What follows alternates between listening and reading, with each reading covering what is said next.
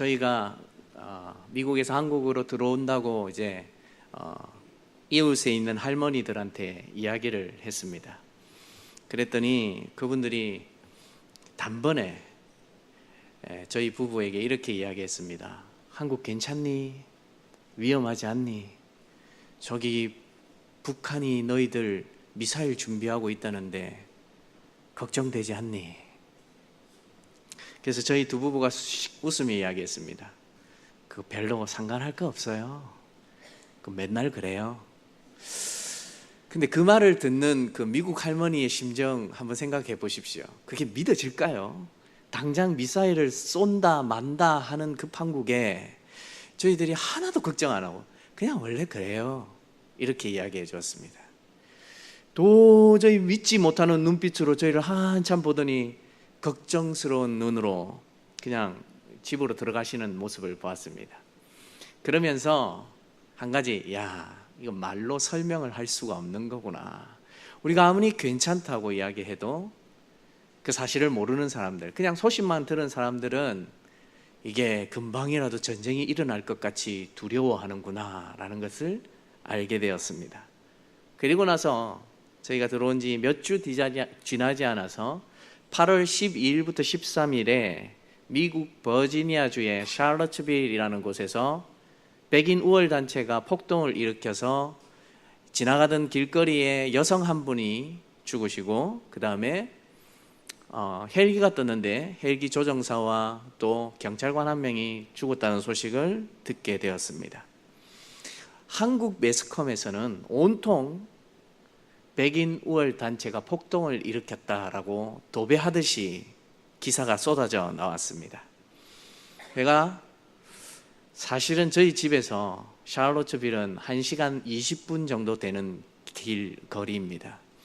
아주 가까운 거리고 저희 가정이 6개월 정도 암이 걸려 투병하시는 고신층 목사님의 교회를 돕기 위해 매주 방문했던 곳이고, 또 저희가 사역지를 다른 곳으로 옮겨서 사역하다가 이곳에 오기 전까지는 고신교회 몇 군데를 계속 돕기 위해 돌아다니던 중 한 군데로 정하여서 매달 방문하고 말씀을 전하고 그렇게 위로했던 곳이었습니다. 그래서 누구보다도 그 샬롯츠빌이 얼마나 평화롭고 좋은 곳인지 잘 알고 있습니다. 그곳에 가면 여러분들 생각하듯이 백인들만 최고다라고 생각하는 사람들이 수두룩빽빽 하지 않습니다. 그냥 동양인 저 같은 사람이 지나가도 흔쾌히 말을 걸어주고 인사하고, 또 예의가 발라서 문을 열고 들어가면 뒤에 사람이 따라오면 끝까지 참고 기다려주다가 그 사람이 들어오면 아주 밝은 표정으로 인사하는 곳, 그것이 바로 여러분들이 폭동이 일어났다고 접한 샬롯츠빌입니다. 그 폭동에는 사실 여러 가지 요소가 숨겨져 있습니다. 제가 가만히 검색을 해보니까 샬롯츠빌 폭동은 지난 4월부터 예고되었다고 기사가 나와 있었습니다. 버지니아 주지사 테리 맥컬리프가 주 내의 모든 백인 우월주의 상징물을 철거하겠다고 선언하는 것부터 시작되었습니다. 그때부터 계속 정치적 공방이 뜨겁게 시작되었고, 샬롯츠빌의 시장인 마이크 싱어가 2017년 초 테리 맥컬리프 주지사의 뜻을 따라서 남부 연맹의 상징물을 완전히 다 없애버리는 조건으로, 첫 번째, 미국인들이 굉장히 존경하고 따르는 마치 우리나라 이순신과 같은 존재인 로버트 리 장군의 동상을 공원에서 철거하는 사건으로부터 시작됩니다. 그 철거 현장에 자신의 조국의 역사를 보호하기 위해 모인 시민단체, 그리고 정치적으로 이용하기 위해 그 사건을 이용하려는 정치 세력, 그리고 백인 우월주의 집단자들이 모이게 된 겁니다. 그리고 그 속에서 당연히 과격분자가 먼저 선동을 하게 되었고, 마치 그 사건이 폭력단체처럼 일어난 것입니다. 만약 제가 그 속에서 생활하지 않았다면 이런 사실을 낱낱이 보고 바르게 알 수 없었을 겁니다. 왜냐하면 저도 그곳이 완전히 백인 우월주의에 휩싸인 지역으로만 이해하지 그곳을 경험하지도 잘 알지도 못했기 때문에 그것을 폭동 정도로 이해하고 넘어갔을 겁니다. 근데 우리가 말씀을 가만히 살펴보면 그럴 때가 많이 있습니다. 잘 알지 못하고 내가 경험해 보지 못한 사건들이 사실은 성경에 수두룩빽빽합니다. 그래서 내 경험으로만, 내 지식으로만 이해하려고 접근했다가 오히려 성경을 역으로 오해하고 또 잘못 해석하는 경우가 상당히 많이 일어납니다. 오늘 본문의 내용이 바로 그러한 내용과 비슷한 것이 있습니다. 오늘 본문은 베드로가 예수님께 7번 용서하면 됩니까? 라고 물으면서 시작됩니다. 당시 율법의 학자들은 딱 3번까지만 용서해 주라는 가르침으로 유대교의 사람들을 가르치고 있었습니다. 그 근거로 아모스 1장 3절에 이런 말씀이 있습니다. 여호와께서 이와 같이 말씀하시되 다메섹의 서너 가지 죄로 말미암아 내가 그 벌을 돌이키지 아니하리니 이는 그들이 철 타작기로 타작하듯 길르앗을 압박하였음이라 라는 말씀이 있습니다. 그리고 나서 아모스 2장 6절 말씀에 또 이런 말씀이 있습니다. 비슷합니다. 제가 읽어드리겠습니다. 여호와께서 이와 같이 말씀하시되 이스라엘의 서너 가지 죄로 말미암아 내가 그 벌을 돌이키지 아니하리니 이는 그들이 은을 받고 의인을 팔며 신 한 켤레를 받고 가난한 자를 팔며. 여러분 보시기에 율법의 학자들이 뭘 근거로 딱 3번은 용서해 줘야 된다고 정한 것 같습니까? 여기 되풀이 되고 있는 서너 가지의 죄. 오늘 우리가 앉아서 곰곰이 조금만 생각해 보면 얼마든지 잘못된 해석이라는 것을 알 수 있는 대목입니다. 그런데 당시에 다른 사람을 용서해 줄 때 적어도 3번 정도는 용서해 줘야 된다라고 생각하는 것들이 만연해져 있었습니다. 그런데 오늘 베드로가 예수님께 이렇게 이야기합니다. 주님, 7번 용서해 주면 될까요? 적어도 율법이 제시해 주는 2배의 숫자가 넘는 숫자를 부르고 있습니다. 2배가 넘는 숫자. 그러자 오늘 2절 말씀에 예수님께서 이렇게 이야기합니다. 여러분들 한 번만 읽어주시기 바랍니다. 시작. 예수께서 이르시되 내게 이르노니 7번뿐 아니라 7번을 70번까지라도 할지니라. 계산이 빠르신 분은 알겠지만 몇 번입니까? 490번. 정말 490번만 용서해 주라는 말씀입니까? 아니요. 율법이 정한 3번보다 베드로가 지금 2배를 불렀던 7번보다 주님은 다른 자를 용서해 줄 때에 무한대로 다 용서해 주라는 말씀으로 오늘 우리에게 말씀해 주고 있습니다. 사랑하는 여러분, 낯은 좀 간지럽지만 옆에 분들에게 주님이 무조건 용서해 주래 한번 이야기해 주시기 바랍니다. 예. 예수님이 우리에게 다른 사람의 잘못을 어떻게 무조건 용서해 주라 라고 이야기해 주고 있습니다. 오늘 비유가 23절에 이렇게 시작되고 있습니다. 그러므로 천국은 그 종들과 결산하려 하던 어떤 임금과 같으니, 천국은 그 임금의 모습을 가진 자만이 들어갈 수 있다라고 오늘 우리에게 예수님께서 비유로 말씀해 주고 있습니다. 천국은 하나님을 닮아간 사람만 갈 수 있는 곳입니다. 근데 그 임금은 이 세상을 그대로 두지 않고 결산을 염두에 두며 살아가는 사람입니다. 오늘 첫 번째 메시지입니다. 하나님의 용서와 우리가 생각하는 용서는 차원이 다릅니다. 여러분, 손양원 목사님 잘 알고 계실 겁니다. 아마 여기에 모르시는 분들은 아마 없을 겁니다. 1948년 여순 사건 때문에 2 아들 동신 형제가 죽게 됩니다. 2 사람을 순천의 동천 인근에서 살해한 자는 바로 안재선이라는 사람입니다. 이 2 아들의 장례식에 아버지인 손양원 목사님이 참석하여서 참으로 많은 사람들을 떨리게 했던 한 발표가 있었습니다. 바로 자신의 아들을 죽인 안재선 씨를 자기의 양자로 삼아 주겠다는 것이었습니다. 형제를 살해한 자, 자기의 아들을 살해한 자를 양자로 삼아 줄 수 있는 사람. 손양원 목사님은 오늘 이 본문의 용서가 무엇인지를 제대로 알고 계시는 분이셨습니다.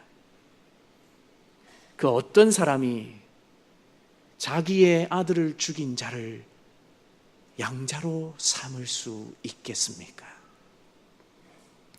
그 어떤 종교가 이러한 사랑이 진실이라는 것을 가르쳐 줄 수 있겠습니까?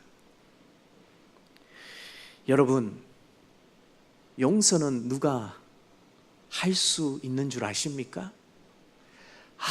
아무 죄 없는 사람이 극악무도한 죄를 지은 사람에게 할 수 있는 것입니다. 용서는 아무나 할 수 있는 것이 아니라 죄 없는 자가 죄 있는 자에게 베풀어 줄 수 있는 하나님의 사랑입니다. 주님이 가르쳐 주시는 용서는 차원이 틀립니다. 베드로는 7번 정도 용서해 주면 됩니까? 라고 이야기합니다. 우리도 교회 안에서 그래, 내가 참고 넘어가야지, 내가 참아야지 하고 할 때가 얼마나 많습니까? 근데 오늘 성경은 우리에게 참고 넘어가는 수준의 용서가 우리에게 진짜 필요한 용서가 아니라는 것을 가르쳐 줍니다. 우리에겐 그 결산의 때를 준비하는 임금처럼, 결산의 때를 준비하는 하나님처럼 용서를 따를 수 있는 사람, 주님이 우리에게 원하시는 용서를 베풀 수 있는 사람을 이 교회에 필요로 하고 계시는 것입니다. 사랑하는 여러분, 진정한 용서를 경험하십시오. 여러분의 삶에 날마다 주님이 주시는 경험을, 용서를 경험하십시오. 그러면 내 옆에 있는 사람의 잘못이 보이지 않습니다. 그리고 그 사람을 넉넉히 품어줄 수 있습니다. 오늘 비유의 한 임금이 등장합니다. 그 임금은 23절에 그 종들과 결산하려 하여 라고 말해주고 있습니다. 여러분, 임금이 종과 결산한다는 말 들어본 적 있습니까? 임금은 다 가질 수 있는 자격이 있는 사람입니다. 그리고 자신에게 빌려준 그 돈을 빌려간 사람은 종입니다. 어떤 임금이 자신의 종과 앉아서 결산한다라고 말하고 있습니까? 모든 것이 다 임금의 것 아닙니까? 근데 본문에 등장하고 있는 이 임금은 너무 좋은 사람입니다. 자신의 종들을 함부로 대하지 않고 인격적으로 대해줍니다. 이런 주인 밑에서 일하는 종이라면 얼마나 행복하겠습니까? 사랑하는 여러분, 이 임금이 우리 하나님이신 줄 믿으시기 바랍니다. 그분은 우리에게 결산할 때가 왔다, 사랑하는 내 종들아 모여라 라고 이야기하십니다. 그리고 받을 수 없는 우리에게, 감히 우리가 그것을 취할 수 없는 우리에게 나누어 주시는 분이신 줄 믿으시기 바랍니다. 그런데 그 중에 1만 달란트 빚진 자가 등장합니다. 도표를 한번 띄워 주시기 바랍니다. 1만 달란트가 얼마만큼의 가치가 있는지를 설명해 드리기 위해서 제가 잠깐 준비한 겁니다. 당시에 한 1만 달란트보다 낮은 화폐 가치가 있었습니다. 데나리온입니다. 이 데나리온은 약 4g 정도에 되는 은하로 오늘날로 말하면 하루 품삯 정도가 됩니다. 그리고 오늘 말씀하는 1만 달란트 중에 한 달란트만 떼어서 보면 이 한 달란트는 데나리온으로 계산하면 6천 데나리온쯤 됩니다. 한 달란트만 따져도 적어도 종이 16년 정도 뼈 빠지게 일해야 갚을 수 있는 돈이었습니다. 그러면 1만 달란트는 얼마만큼 될까요? 하루 품삯을 7만 원 정도 오늘로 계산하면 한 달란트는 4억 2천만 원 정도의 금액이 나옵니다.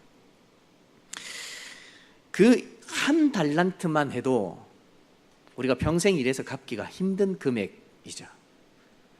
근데 이걸 1만 달란트로 계산하면 6천만 데나리온으로 되고, 그걸 일당으로 계산하면 16만 년 정도는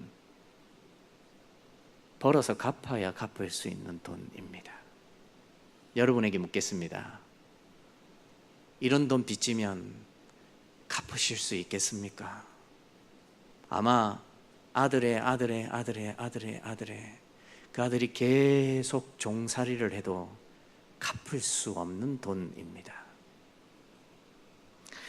이런 돈을 빚진 자가 주인 앞에 왔습니다. 상식적으로 주인이 생각이 없지 않고서야 이런 돈을 어찌 종에게 빌려줄 수 있겠습니까?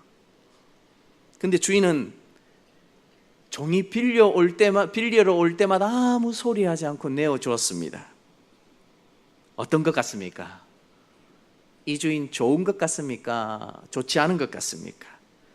주인은 본문 나중에도 등장하지만 정이 한이 없는 사람입니다. 그가 종이 필요하다면 무엇이든지 다 내어주던 주인이었습니다. 이것저것 따지지 않고 자신이 손해볼 작정으로 모든 것을 내어주는 주인. 결국 결산의 때가 되었을 때에 그 종은 돈을 갚지 못합니다.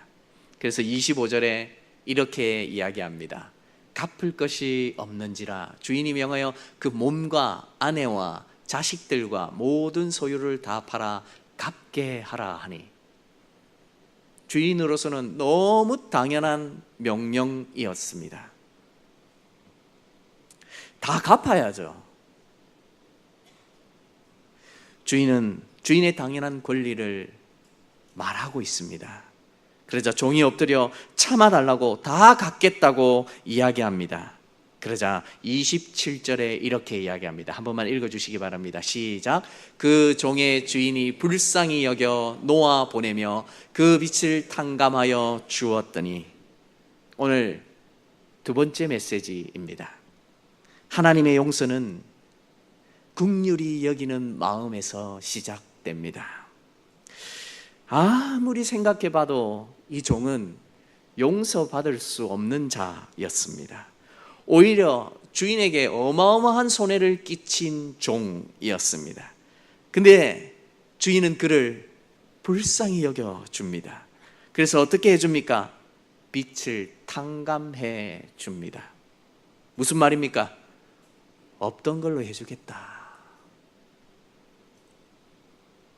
모든 손해를 주인 자신이 다 떠맡겠다는 표현입니다. 왜요? 주인은 돈보다 1만 달란트보다 더 중요한 종의 생명을 살리고 싶었거든요. 그래서 최소한 이런 가르침으로 그가 올바로 살기를 원했던 것입니다. 하나님은 우리에게 이와 같이 하십니다. 우리도 죄인 아닙니까? 회개할 것이 얼마나 많은 죄인입니까? 에베소서 2장 3절에 우리를 뭐라고 이야기하고 있습니까? 본질상 진노의 자녀라고 이야기해 주고 있습니다.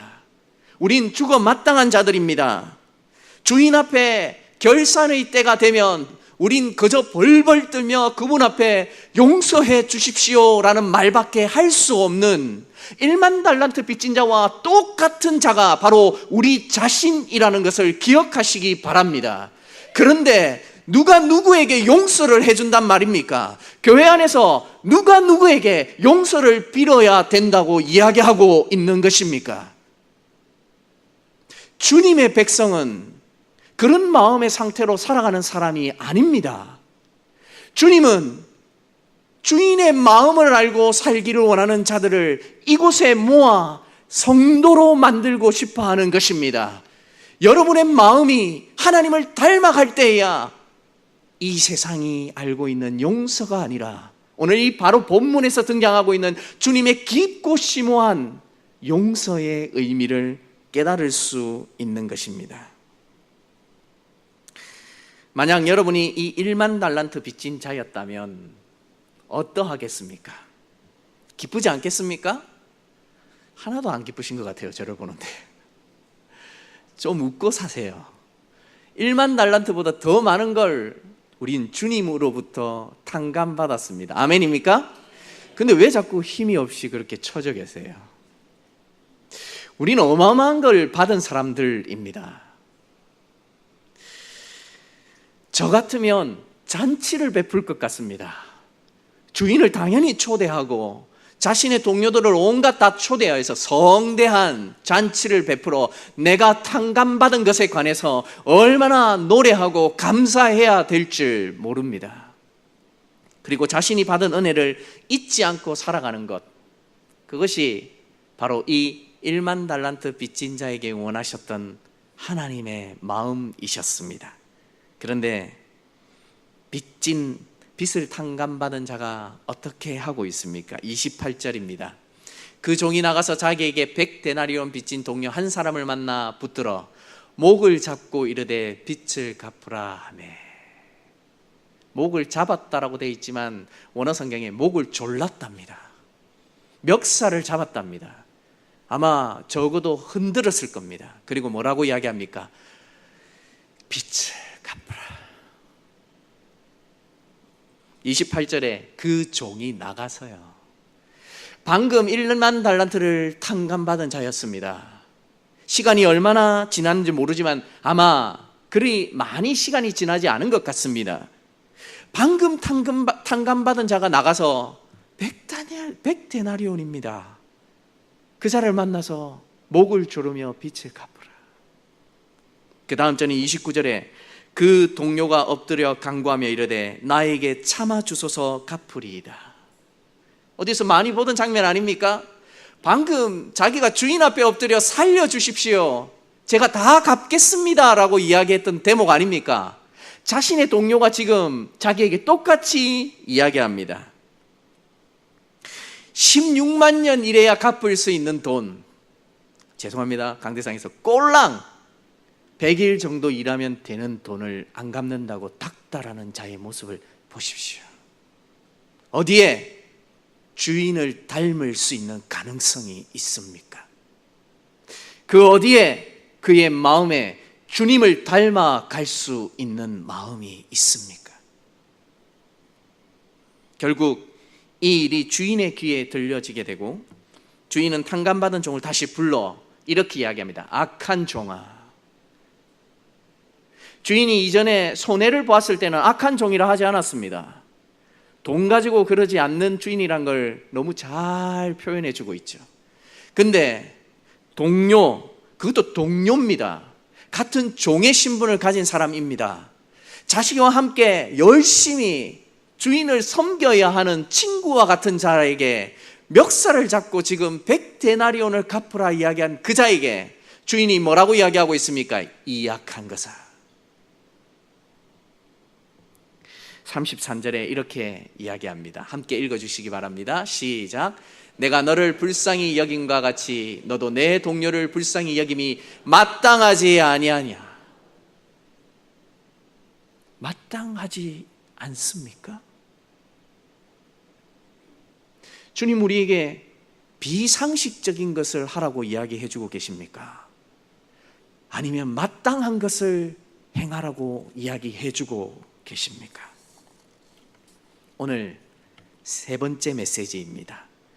용서하지 못하는 자는 스스로 감옥에 들어가는 자입니다. 용서하지 못하는 사람의 마음은 감옥에 갇힌 자의 마음과 같습니다. 용서가 없는 사람은 아버지의 마음을 잘 모릅니다. 용서 없는 사람의 마음은 감옥과 같아서 다른 사람과의 관계를 다 끊어버립니다. 내가 먼저 받은 은혜로 용서하면 되는 것을 그 사람은 주인의 모습을 따르는 사람으로 살아가야 함에도 불구하고 그러지 못하고 남을 용서하지 못합니다. 여러분, 가인과 아벨 사건 잘 아시죠? 가인이 형이고 아벨이 동생입니다. 가인이 열받아서 동생인 아우를 죽이게 되죠. 그리고 주님이 찾아오셔서 가인에게 묻습니다. 내 아우가 어디 있느냐? 그러자 창세기 4장 9절에 가인이 이렇게 이야기합니다. 내가 내 아우를 지키는 자니까. 이 말투에 어디에 자기의 잘못을 깨달는 말투가 있습니까? 그래서 계속 회개하지 못하는 가인에게 하나님은 엄청난 벌로 다스리십니다. 그러자 가인이 4장 15절에 이렇게 이야기하고 있습니다. 가인이 여호와께 아뢰되 내 짐을 지기가 너무 무거우니이다. 상식적이라면 가인은 자기의 동생을 죽인 것을 먼저 하나님 앞에 용서 빌었어야죠.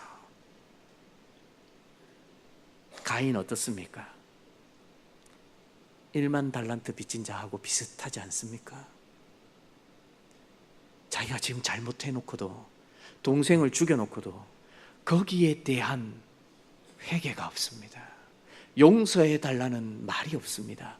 오히려 하나님이 징계하시자 내가 그 벌 때문에 죽겠습니다 주님 이라고 이야기합니다. 근데 우리 하나님이 어떻게 하십니까?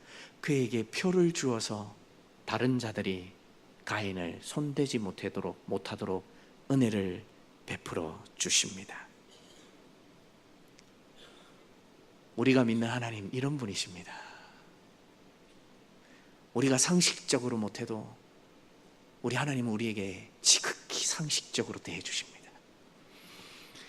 우리가 잘못한 것을 제대로 깨달아서 용서해 주십시오라고 말을 못해도 혹이라도 걔가 완전히 하나님으로부터 떨어질까 봐 끝까지 기회를 주시고 또 기회를 주시고 또 기회를 주시는 분.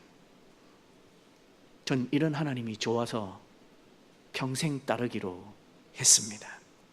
용서는 하나님을 따라 살아가는 사람만이 경험할 수 있고 알 수 있는 것입니다.